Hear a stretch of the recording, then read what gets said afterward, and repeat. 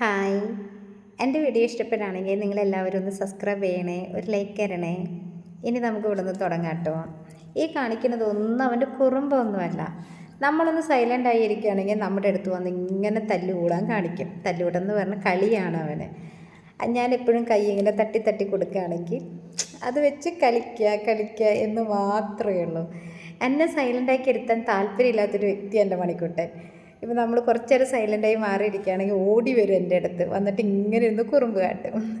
ഞാൻ പറയുന്നുണ്ട്, ഞാൻ ദോശ മറിച്ചിടുന്ന പോലെ മറിച്ചിടും കേട്ടോ മണിക്കുട്ടാന്നൊക്കെ പറയും. പക്ഷെ കൂടെ വന്ന് കളിച്ചുകൊണ്ടിരിക്കും. കണ്ട, കുറുമ്പ് കാട്ടണതല്ല, കളിക്കണതാ. പക്ഷെ കടിക്കും കേട്ടോ. കടിച്ചാലും നമ്മളെ വേദനിപ്പിക്കത്തില്ല. വേദനിപ്പിക്കാത്ത രീതിയിലാണ് കടിക്കുക. ഓടിപ്പോയി ഇരിക്കും. ആ സമയത്ത് തന്നെ ഇറങ്ങി ഓടി വരും. ഒരു ചെറിയ ക്യാരറ്റിൻ്റെ കഷ്ണം അവിടെ ഇട്ട് കൊടുത്ത്. പക്ഷെ അത് കഴിക്കണമെന്നില്ല. അത് കടിക്കുക, പൊട്ടിക്കുക, അങ്ങനെ കളയുക. അതാണ് മണിക്കുട്ടൻ്റെ കുറുമ്പ്.